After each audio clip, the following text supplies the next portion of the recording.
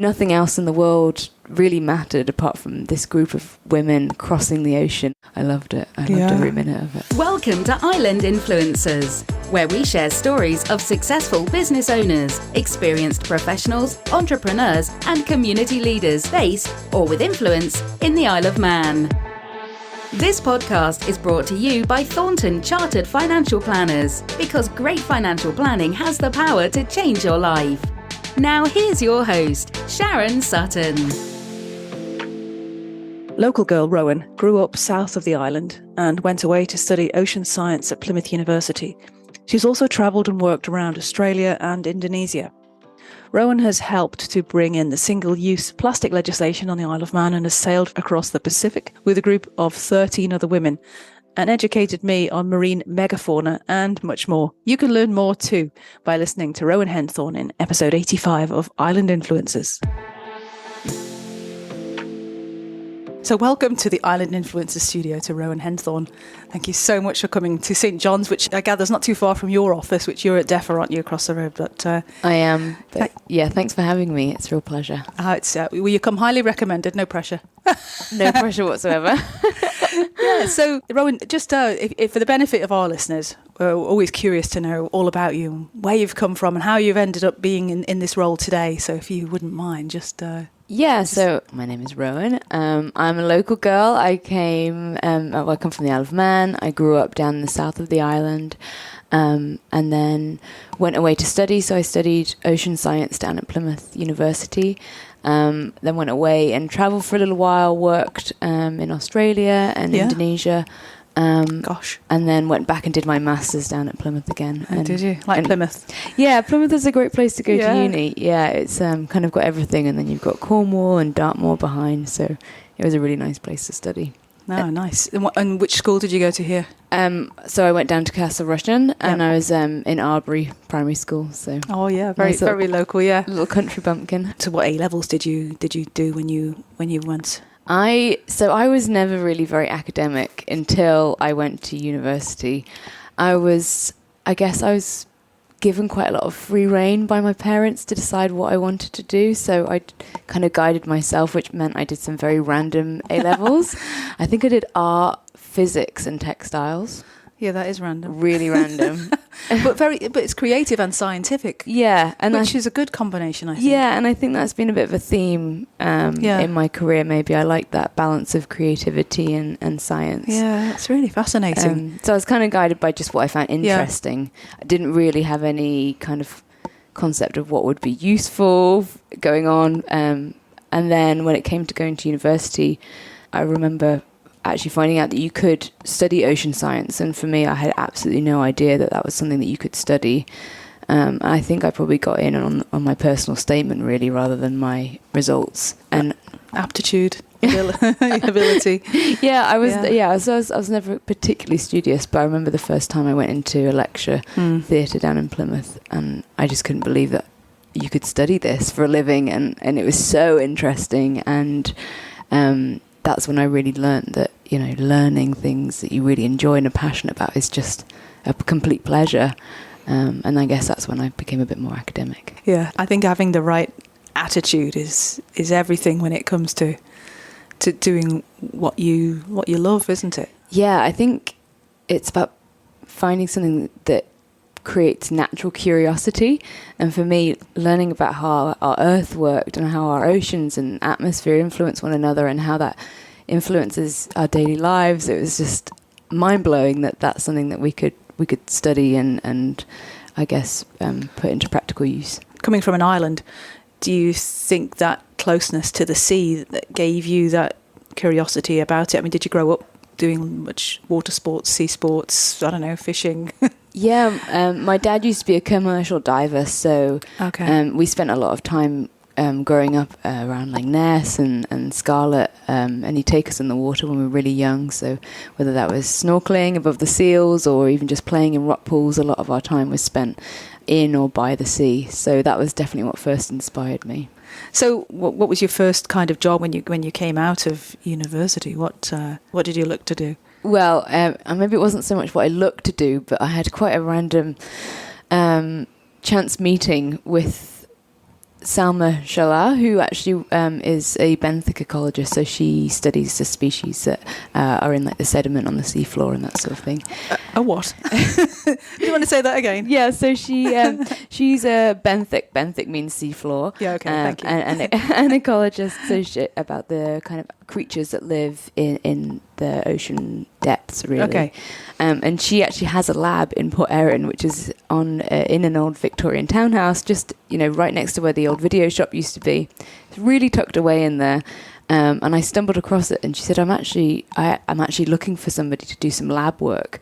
So there's a lab. They've built a tiny box lab on the back of this Victorian townhouse. Good grief. So I sorted sand for about 9 months, a lot of which was on my own in this tiny little lab with no windows.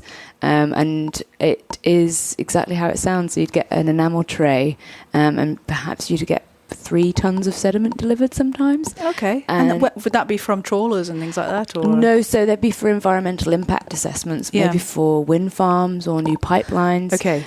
So how would the samples be collected by a specific proper... Yeah, they'd be collected by like a research survey vessel, and they'd tend to go and do grabs and then put those grabs into buckets. And then those buckets would come to me, and it would be my job to wash and sort and pick out anything living from those buckets of sand. So yeah, you can imagine it's like looking for a needle in a haystack, but a worm in a bucket of sand. It's astonishing the things that go on the Isle of Man, isn't it, really? Yeah, and particularly in the marine world, because we obviously had the Marine Biological Station for such a long time. Yeah, what a loss that was. And such a loss. Yeah. But a lot of the people that were there are still on the island doing amazing things. That is really wonderful to hear, actually. Yeah, yeah. Super. So what happened from when you finished sorting sand? Yeah, so I guess I was lucky in the sense that the Isle of Man's quite small, and you can make networks, and I was trying to volunteer everywhere I could, and volunteering with the Manx Wildlife Trust, and doing a little bit with Dr. Fiona Gell, who's an incredible woman, and she's always supported me and been an advocate for me, I guess. And that's when Blue Planet came out, and there was a lot of conversation around plastics, and the Isle of Man government decided it wanted to do something in response to the plastic pollution crisis, and Fiona actually got me in and said, could you come and do a little bit of work? And fantastic. And was that around the time that the UNESCO Biosphere was awarded, or was it a little after that? I think it was a little after that, but around the same time. Mm-hmm. So that's kind of how I got my foot in the DEFA door, and then tried to make myself as indispensable as possible. So what sort of things have you been involved with since you've moved on from sorting sand to doing this Blue Planet stuff? Yeah, so I helped to write and written the 2 single-use plastic reduction plans for the Isle of Man government. Yeah. And helped to bring in the single-use plastic legislation that actually was finally passed in, I think it was September, October this year. Yes, that's right. Congratulations. Thank you. Then I also worked on the climate change analytical team. So the government's response to climate change initially, it was quite an interesting way that they responded. They responded really quickly to the announcement of a climate change emergency, and brought together people from all across government. I think within 2 weeks there was suddenly a team of 10, 15 people that were there to help Professor James Curran write a report. So I was part of that team, which was really an amazing opportunity to get involved in that. Yeah. What were the most fascinating parts of that for you? I think the scale of the challenge. So obviously we were tasked with writing chapters about how the Isle of Man should best respond to reducing its emissions in a variety of different areas, whether that be transport, how we generate electricity, how we manage our natural resources, our living landscape, down to agriculture. So I was actually given the task of how we should manage our oceans, but also how we should deal with the agricultural industry, which was just a bit of an right angle learning curve for somebody that had no kind of real knowledge of agriculture. It was a very steep learning curve, but I learned so much in doing it, and was able to, work with farmers and speak to them and get a completely new insight into conservation and land management. Somebody who's kind of all my knowledge was in the sea, it was really, really useful to learn about the land things as well. Great. Did you collaborate with, I don't know, Manx Farmers Union? And I mean, is Andy Cooper works with you guys now, doesn't he? Yeah. So would he have been part of this collaboration? I don't think Andy Cooper was working with the department at the time, but he was in the MNFU, so worked a bit with him and some consultants and the agricultural team itself.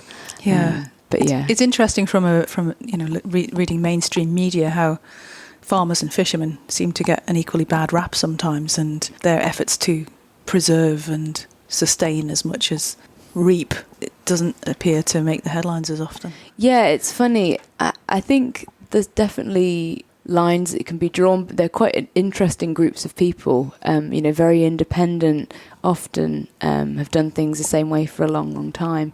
But the very nature of what they do means that they're really intrinsically linked to either the land or the sea that they work on. And sometimes I wonder whether the language that is used to talk about them actually almost kind of dictates that narrative that they aren't there to be custodians. And I think a lot of them are, and they really do care deeply about the world in which they work. And we definitely need to push that narrative more to them being custodians rather than just taking. Yeah, that's interesting. So what's on your desk right now? Yeah, so at the moment I'm working on the Manx Blue Carbon project, which is linked to the work I did on climate change. But it's basically how we can manage our seas to maximise the carbon that's naturally stored there. So like trees and peatlands and grasslands on the island, they store carbon, but actually habitats in our marine environment do the same thing as well. So if we restore and protect those habitats, actually the oceans can be a really important ally for us in climate change. So I'm working on a project.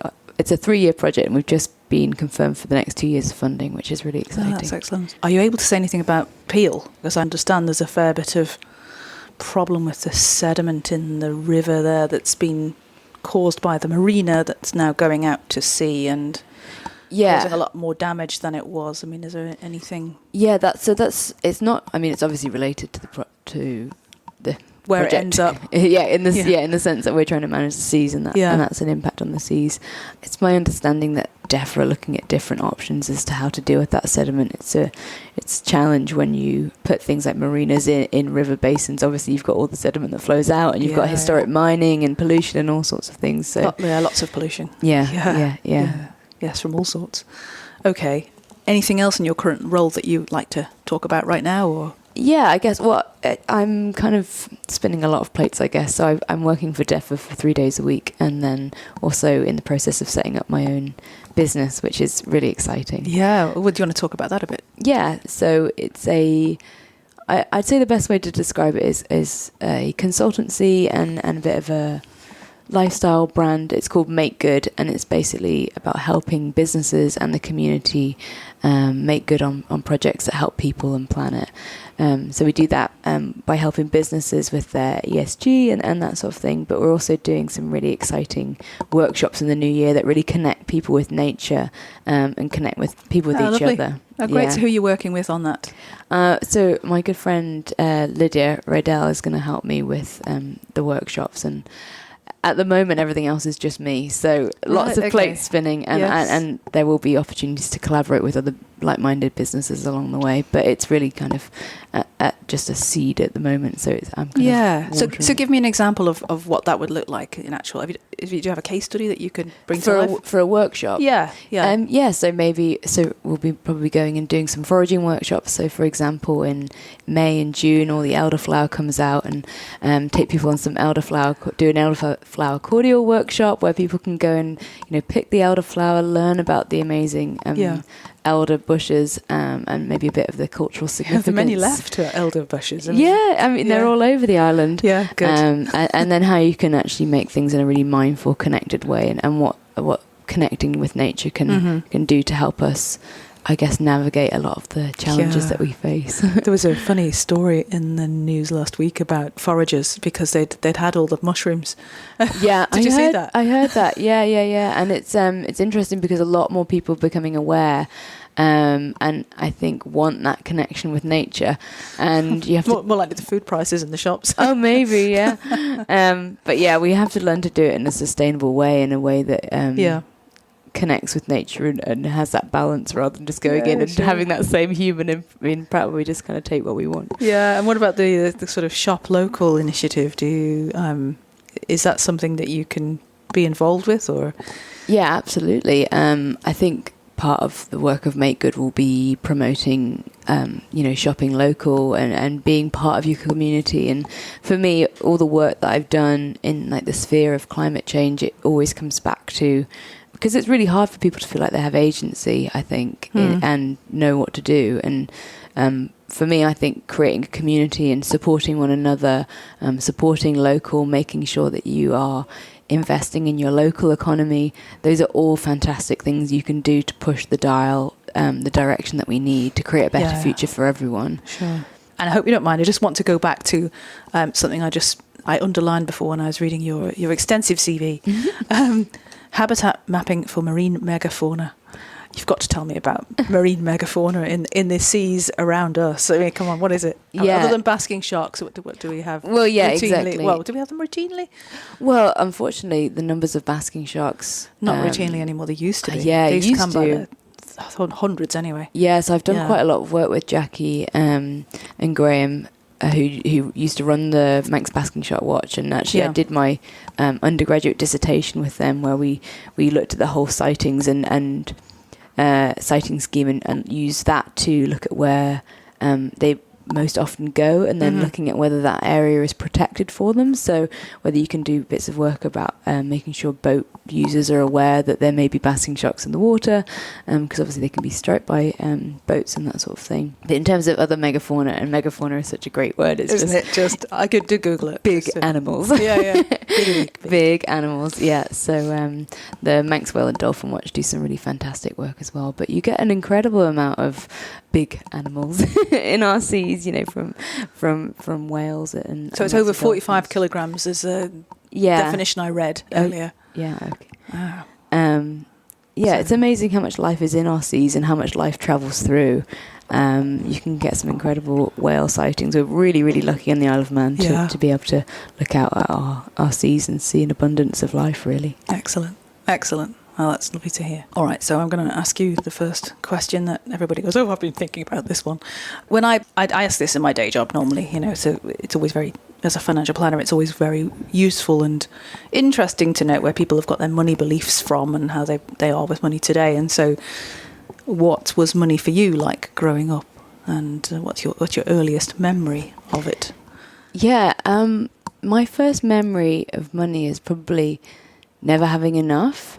That's in its nature. Yeah, in its nature. But my mum had to leave my dad when I was about 4 or 5, and I mean, she's an incredible woman and a huge inspiration to me.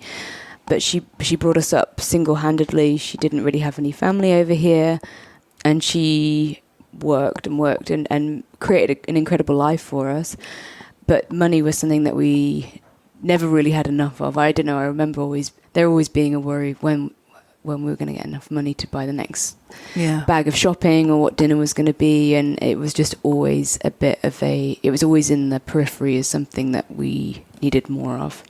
So I guess I think it's the same for my brother and I. We've always been like, we don't want to be in that situation. So I've had to, especially in recent years, push myself to take more risks that might make it be more financially challenging. I've definitely prioritized stability and having enough, and that's paid off because I was able to buy a house, which is something I'm incredibly proud of. Well done. That is thought that I'd never be able to do. Growing up in a small council house and never having any money, and that's something I'm really proud of. Yeah, I should hope so too. Well done. But yeah, starting my own business and choosing to go part-time at DEFA was, I've actually had to unpick quite a lot of the kind of emotional tangles in my heart, really, because I was like, ooh, this is a risk. And I've definitely always prioritized being financially stable, and obviously setting up your own business is it takes you away from being financially stable. I think it's a different mindset. It's a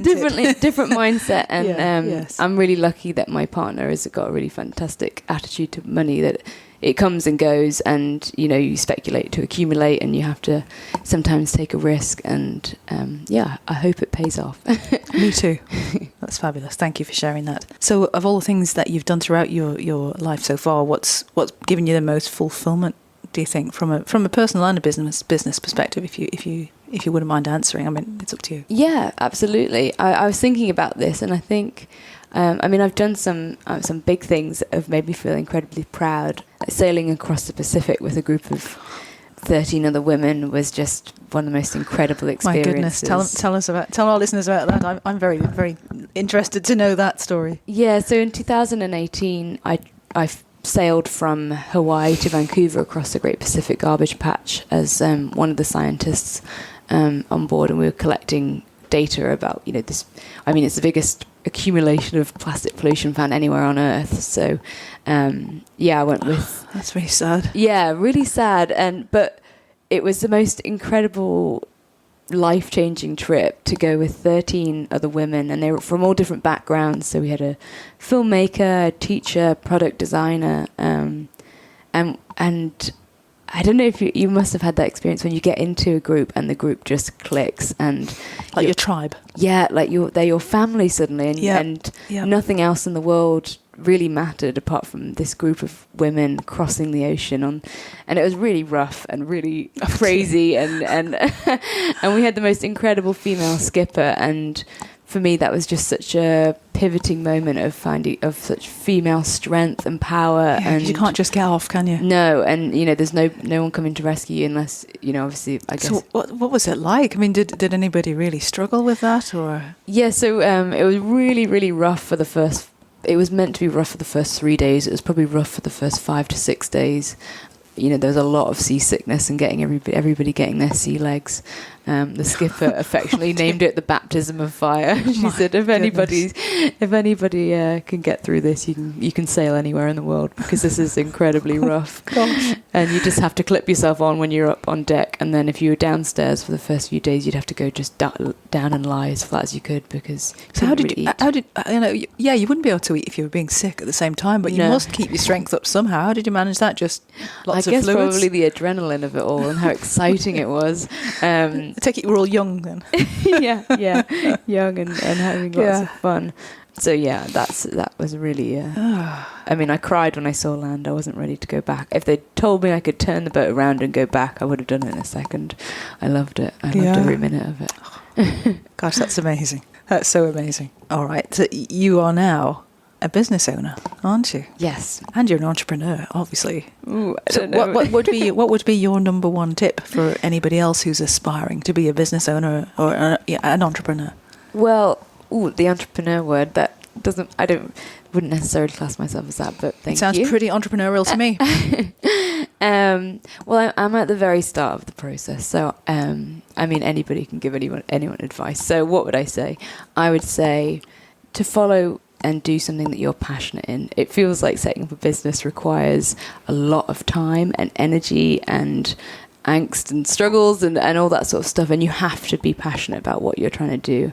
I'd say that, and I guess my other piece of advice would be to not be bound by what society dictates is important or worthy. I think we're in a time more than ever that we need imagination and exciting new ideas, and doing something that people kind of go, I don't really know what you're trying to do, or I don't know. That's maybe a bit of my experience.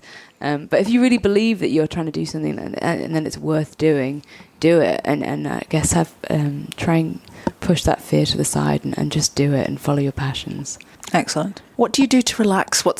How do you keep your life in balance? It seems you're going to be pretty full on with the new business and with working at DEFA. So what's relaxation time for you look like these days? Yeah, relaxation in the last few weeks hasn't really happened, but when I do, because we're also we bought an old cottage, so we're trying to do that up at the same time. So life feels quite full. But what I really, really enjoy is getting out in nature, and whether that's getting in the sea for a sea dip, or for a lovely walk. I love to cook.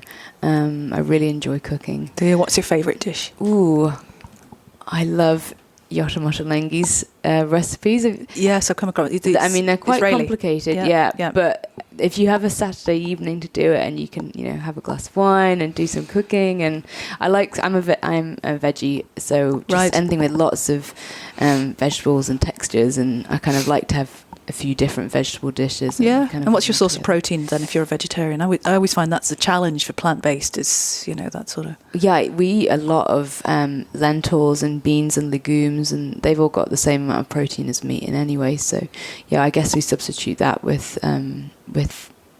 pulses, beans and lentils. And okay, like not tofu.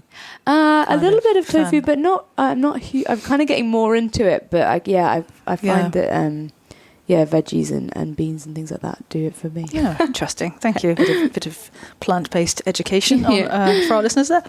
And what do you think are the best things about living in the Isle of Man? I mean, it's given you access to your career, I guess, but Yeah, absolutely. I think, well, number one, just the beauty of living in an incredible island and having this incredibly beautiful landscape all around you. And then also, I think having it, the size of it means that the networks are quite small. And I mean, there's no way coming out of uni that I would, if I was working in the UK, that I would have been given the opportunity to draft legislation and policy at that level and really influence things.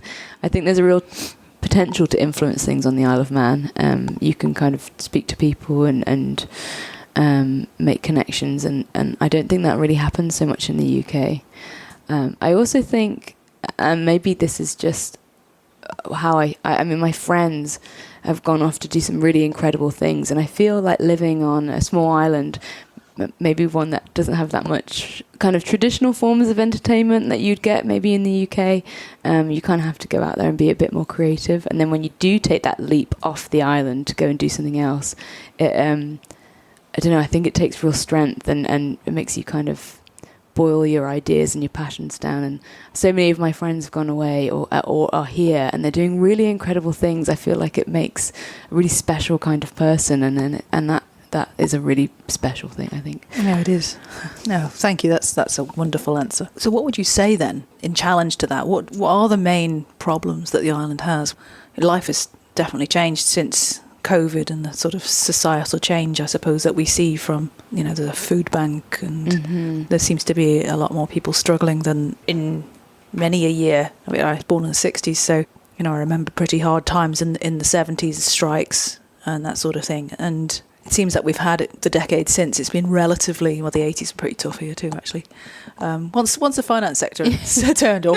But it seems like since, most recently, financial crisis was a bit tough. But, at the moment, what would you say the problems are that you see?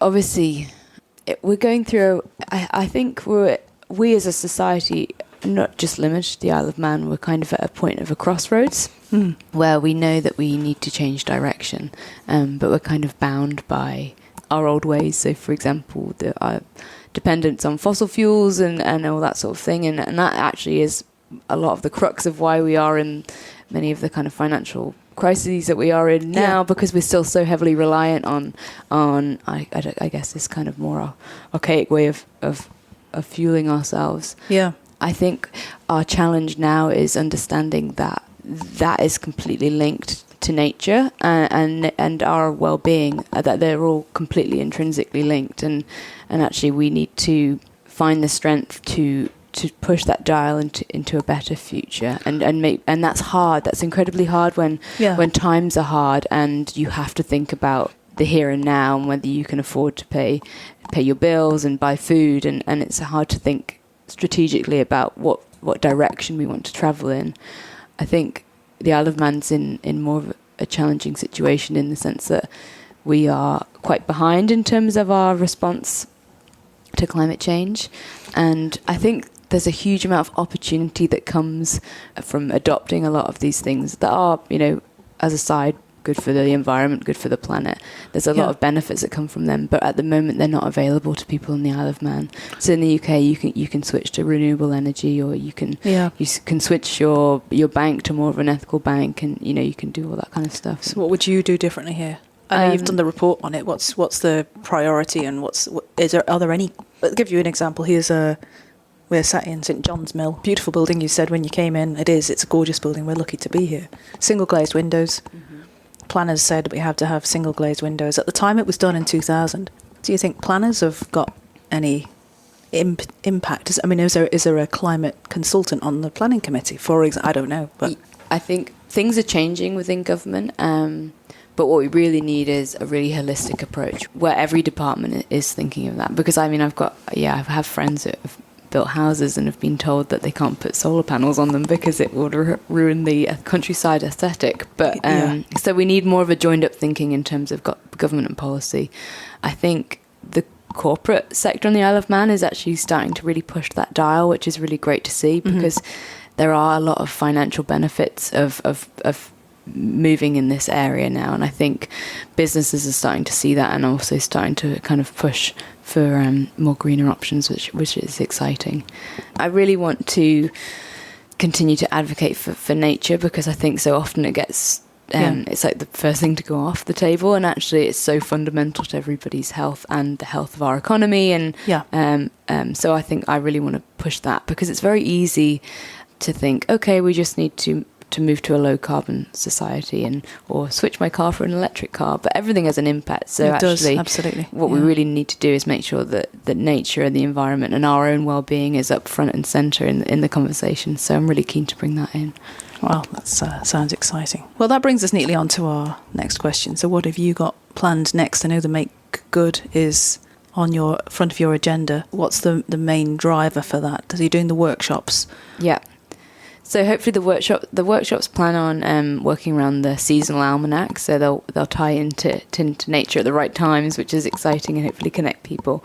But then also working with different organisations on projects. So I've got a few exciting ones in the pipeline. Oh, wonderful! Anything you can share right now, or rather not say? Probably not yet, but I mean my website hopes to launch at the end of January, and I'm going to put some case studies in there for what kind of stuff we're doing. Watch this space then. So maybe when you get the website up and launched, you could let us have the details, and we can put them in the show notes. And, absolutely. I'd love that. Yeah, that would be great.